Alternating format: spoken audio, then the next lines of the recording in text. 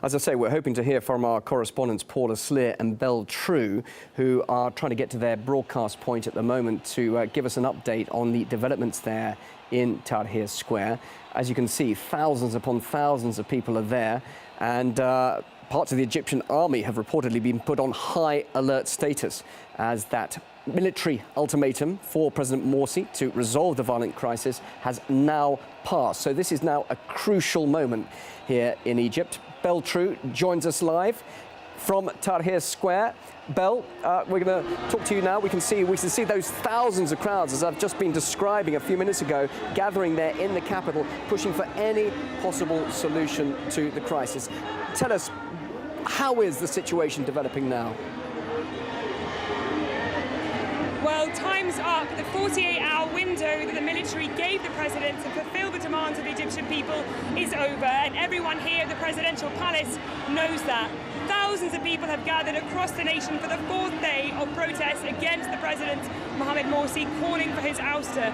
Here at the presidential palace seems jubilant and defiant, almost celebratory. They feel they have won, that they might see the president step down at any moment soon. People are banging drums, people are singing, people are dancing. I don't know if you can hear the whistling, but it's a very festive atmosphere here. In addition, I'm hearing slogans of the people and the army and the police are one hand. The people here feel they have the security forces on their side. They feel they have the government on their side after mass resignations in the Morsi administration over the course of the last few days. They feel they have the formal political opposition on their side, and crucially, they have the Egyptian will of the people behind them. They feel that the president might resign any minute now. This comes after a very difficult year for Egypt.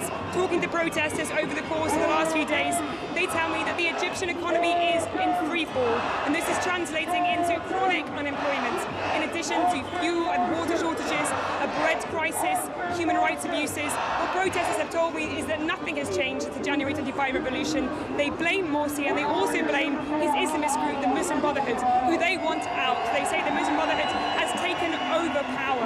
So what people are asking for at the moment is a new president. They're asking for a new constitution. They say the constitution was drafted by an Islamist-dominated constituent assembly and pushed forward by the president. They don't want it, they want a new one. They also want a technocratic government that fully represents all the political factions in Egypt. So right here in the presidential palace, people are gearing up for an army statement. There's very much an atmosphere of anticipation as people wait to see if their demands have been filled. The President Mohamed Morsi will step down. OK, thanks very much indeed, Belle. Well, Paula Sleer is also there live in Tahrir Square. But before I talk to her, Belle, I just want to quickly ask you, you're saying that there's a feeling of celebration and festivity there, and yet we've been seeing and reporting about violence and people dying. So is there any chance that what's happening behind you in Tahrir Square could turn ugly and violent, just briefly?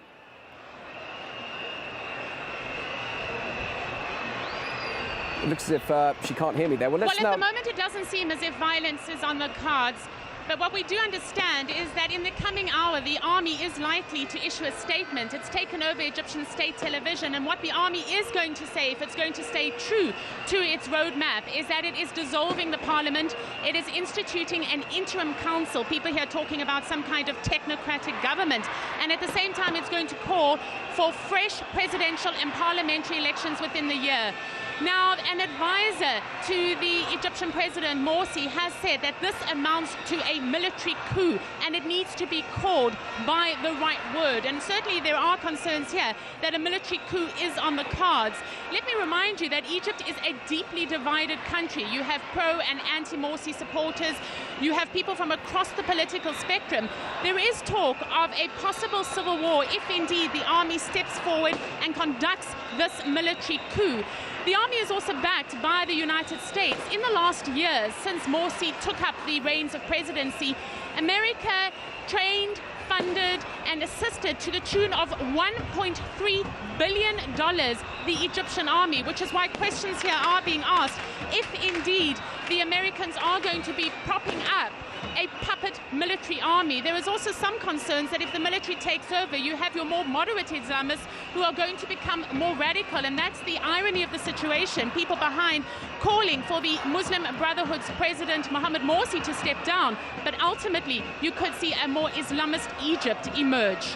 Thank you very much indeed, Paula. And that's our correspondent, Paula Slit, and also Belle True, live in Cairo. We'll hear more from them as developments continue over the next few hours. Thank you very much to both of you.